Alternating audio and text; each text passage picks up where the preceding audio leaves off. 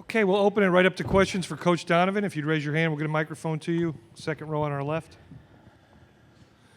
Billy, so much of this season has been about your seniors and their contributions. Could you just talk about Mike Frazier as kind of the X factor for your team, not only for the season but for tomorrow's game, and just how much he's come in a year for you?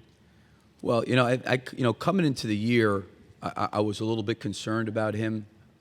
Nothing more from the fact that, we had two really, really big-time scorers in Rosario and Boynton, and even Eric Murphy. And Michael kind of came off the bench as a guy probably on a lot of people's scouting report, not highly thought of. And he got a lot of wide-open looks. He shot a very, very high percentage for us from three. Now you lose both those backcourt players, and he's got to move into a starting role.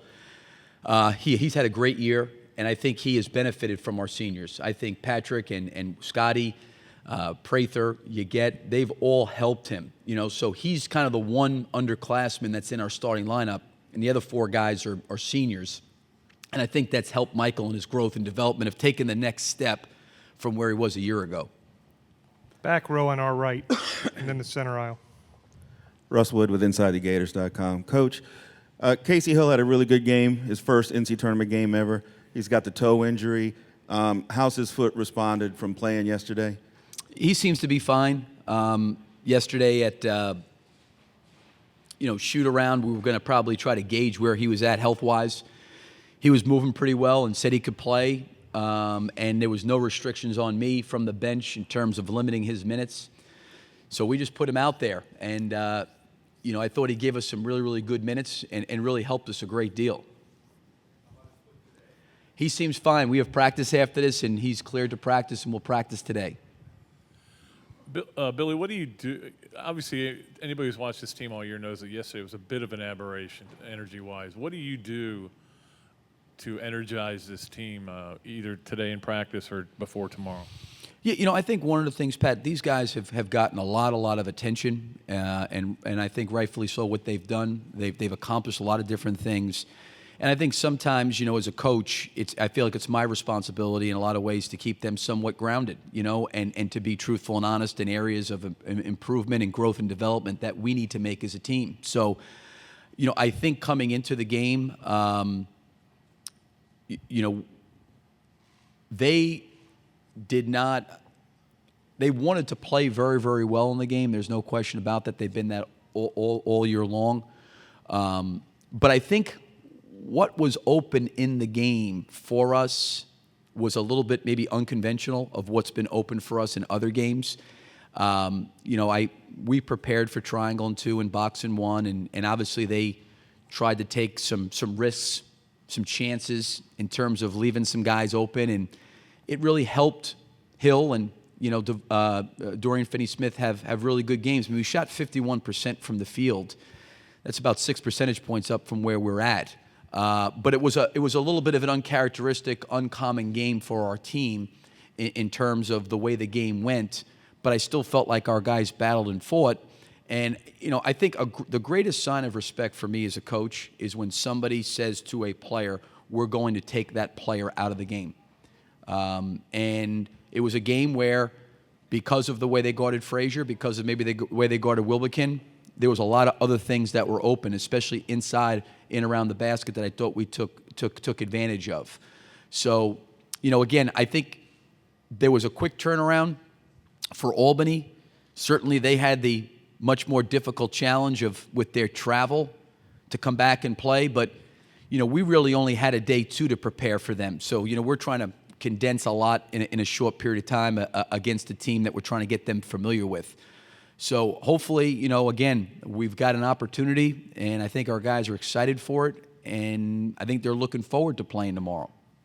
Back row on our left. Billy, since stepping foot in this building, has it crept into your mind that you potentially would have been the head coach of the Magic in this building? And if so, or if not, has it ever crept in your mind, what if, since 2007, if you were still in the NBA? I guess being in this building, I'd love to keep bringing that up here. I got that the other day, too. Was it your colleague that asked it? No? I said, for me, it seems like a long time ago. Great organization. It's a great place. But for me, like I said, it was just something internally. I felt like this is where I needed to be. Who knows where I'd be? Right now, I don't know. maybe TV, maybe sitting on the beach somewhere. I don't know. I'm excited that I'm still at Florida and still having a chance to coach. And I'm happy that, making that decision, there's been a lot of things that I've had a chance to experience in my personal life, my professional life, that, I really wouldn't trade anything for.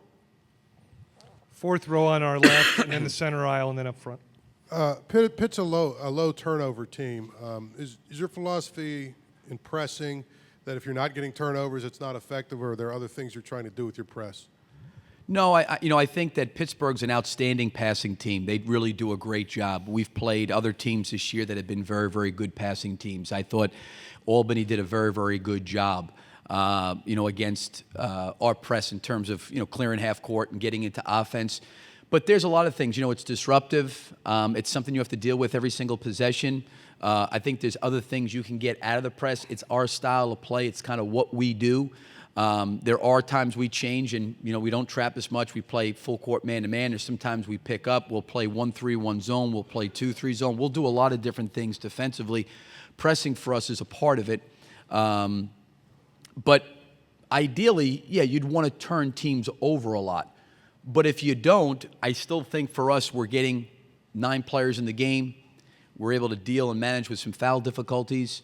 And then, a lot of times teams are playing with a shorter shot clock, by the time they get it across and regroup. Now, I think Pittsburgh, they do a terrific job attacking the press. They're going to try to attack the score. They're very good at that. So our rotations and what we do in our press will be important, because they really do a terrific job in the middle of the floor, passing and making decisions and attacking the basket. Center aisle, and then Mike. Billy, can you talk about their front court, and do you expect a physical game up front? I definitely think it's going to be, a physical game. Zana, I got a lot of respect for him. He's a high motor, high energy guy. Great rebounder, great runner, a great defender in pick and roll. He's a great help defender. They've gotten a lot of productivity out of their front court. I would imagine it will be a physical game. And it will be, it's interesting because both teams trap the low post. They do a really good job trapping the low post. We try to do the same thing. So how effective each team's front court is scoring, is going to be interesting because of the way both teams play post defense in the front court. Right up front. Yeah, Billy, you've been at Florida almost 20 years now, but you're only 48. Do you consider yourself a lifer at Florida, or do you think the allure of the NBA might come again? Well, Mike, I've always said this. To me, the NBA part of it for me is it's all basketball. I got into coaching because of the basketball piece of it, and there is a intrigue as it relates to that. One of the things that I think I've learned, when you try to project where your future is, where you're going to be, and you don't know because I don't have a crystal ball, all I can say is I am happy here in Florida. I love being here. The NBA part of it, the intrigue part of it for me is just the fact that it's basketball 24 hours a day. That's all you're dealing with is basketball. That's all you do is basketball. For me, the college part of it is whenever this season comes to an end for us, I really don't see these guys again in terms of basketball stuff until August, September.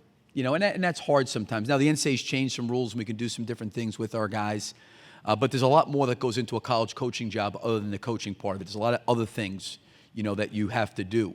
My off seasons actually are probably a lot more busier than my in seasons, and I think most college coaches would say that. But when you say a lifer, that means to me that I'm never ever going to go anywhere. I'll be there. Who knows? They may get sick of me at Florida and want me to move on. But I don't like coming out and making bold predictions or statements. I would say right now I'm extremely happy where I am at my life here at the University of Florida. Are you still a Knicks fan? Yes, I love the Knicks. Love the Knicks. Grew up, buying $5 tickets in Madison Square Garden and sneaking my way down as close as I could to the court. Yeah. Our far right in the back. Coach, a lot has been made of Pitt's front court. They've got some solid backcourt players. James Robinson, could you talk about him from a defensive standpoint and what he brings? I had a chance to coach James the last 2 years with the USA team. He is a winner. He is a a guy that makes big plays, big shots. He comes up with loose basketballs, steals. He's got a great IQ for the game, a really, really solid point guard, and a great kid. I really enjoyed being around him for the 2 summers I was with him. They're a very, very good team. You know, I think one of the things I always look at, you know, when you look at their OER, DER, you know, they're one of the top teams in the country on both ends of the floor. And certainly their front court is outstanding. But I think with Wright, Patterson, Robinson on the perimeter, you know, they've got a full and complete team. Okay, we have it on our far left and then the center aisle after that. Billy, I don't believe you've ever coached against Jamie Dixon, but can you talk about your relationship with him, how well you know him, and how much you've dealt with him outside of, you know? We've never coached against each other. Teams never played against each other. I've known Jamie for a long time. You know, we have a clinic every summer on our campus. Jamie's been there several times to speak. It's been great having him there and being a part of it. Also, I've got obviously a chance to know him through the USA Basketball. You know, he was out there a couple summers helping pick the team. James Robinson coaching him. There was some connection there. So got a lot of respect for Jamie as a coach and more respect for him as a man, just based on the relationship that we've been able to develop over the years. Center aisle. Coach, there's been a lot of talk forever that Florida, people just look at Florida like it's a football school. Is that frustrating to you as a coach, and how does your team feel when people keep saying that? Pat, I'm going to let you come up here and answer that. You know, I kind of go on a dissertation on this. In the South, okay, football is the passion. It's never changing. It's just the way it is. Okay, and I've done nothing since I've been in Florida but try to embrace that, because I really believe in the fall there's not a greater place to be than on our campus when there's a football game going on. That being said, I do think that there is an incredible affinity in this state and nationally for the University of Florida. And I always look at right now, one, the support administratively, the support by fans, what our building's like, what the commitment's been, and I think our commitment and our support has been as good as anywhere in the country. And I think there's a lot of people that are involved with that. So the whole football piece of it, for me, that's just the way it is. And I remember coming in here to Florida where maybe a lot of coaches in the state of Florida got wrapped up in that, talked about it, complained about it. I've never really gotten into it. I have no control over that. All I know is that when we line up and play in our arena, we've had incredible environments, incredible crowds, and it's been an incredible place to play. We have one standing up in the aisle and then in the back row. Billy, you had a chance to coach James Robinson a little bit in the under 18. Your impressions of him and him, what kind of player he is, and how. Yeah, I love James. Great kid, great player, winner, total team guy, unselfish, comes up with a lot of big plays for their team. Really had a lot to do with our team, you know, last 2 summers winning gold medals. He was a big part of that. And, you know, he's obviously doing great for Jamie here at Pitt. Back row, and then we'll come over to our right. Billy, you've had a lot of teams very reliant on the three-point shot. Do you feel like this team finds a lot of other ways to win? And second part is, how much momentum when you guys are hitting threes does that kind of give you? Yeah, you know, we were, you know, I think a team there for a while where we, you know, weren't really taking a lot of threes, and then we had some games coming down the stretch. I mean, I think we shot 47% from the three-point line in the SEC tournament. I think one of the things that helped our three-point shooting was when Dorian kind of went through that stretch there for a long period of time where he wasn't really making anything. I think he was 0 for 18. He's kind of gotten to a little bit more of a rhythm making shots for us, which has been good. Frazier shot it well. We've gotten good shooting from Devon Walker, Wilbekin. That's kind of helped us. But I really believe what you've got to do offensively is you've got to take what the defense gives you. And sometimes it's been games where, you know, we've had a lot of threes to take, and other times it's been, you know, putting the ball on the floor, posting up, or attacking the rim, getting out in transition. I think you've got to be a team that can look to score in a variety of different ways, and that's what we've tried to be offensively over the course of the season. Yeah, my question was way too complicated, though. Reflecting on previous seasons, do you feel like you did have some teams, though, that maybe really relied on the three almost overly. Probably had to. Probably had to on some teams. When we had Beal and Eric Murphy and those guys, we weren't really a physical front court team. I mean, Patrick was, but outside of Patrick, most of our team was more perimeter-orientated team where we put 4 3-point shooters on the floor. Sometimes we have 1, sometimes 2, sometimes 3 3-point shooters. So that some of the other teams have been built more around the line. Eric Murphy, as great as he was, I think he had a hard time sometimes scoring in around the basket. He struggled with that at times, whereas Patrick was the main post presence over the last several years. Team in 2000 could really shoot, but I thought we were physical too when we had Haslam and Harvey, across the front line. And, then we had Dupay and we had Kenyon Weeks, we had Mike Miller. We had some really good shooting teams. And I think the 2 national championships were good shooting teams, but a lot of it had to do with Lee Humphrey and Torian Green. Those were the 2 main guys for us. Third row on our right. Dorian Finney-Smith's got some huge rebounds at the ends of close games. Can you just talk about his ability to get to the ball and how important he'll be in that respect against Pittsburgh? Yeah, I mean, he's always been a good rebounder. The one thing I think he gets into the game is his rebounding. He does a good job with that. I think he's been pretty reliable.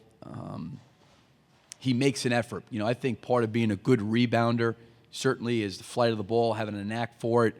And then you got to be able to pursue the ball. And you got to be able to chase the ball. And I think that's something that you got to be able to get off the floor quickly. Certain guys just have a great knack for it. And I think Dorian's one of those guys that's a gift, that's a talent he has, is to rebound. Okay, Coach Donovan, thank you very much. Good luck. Thank you.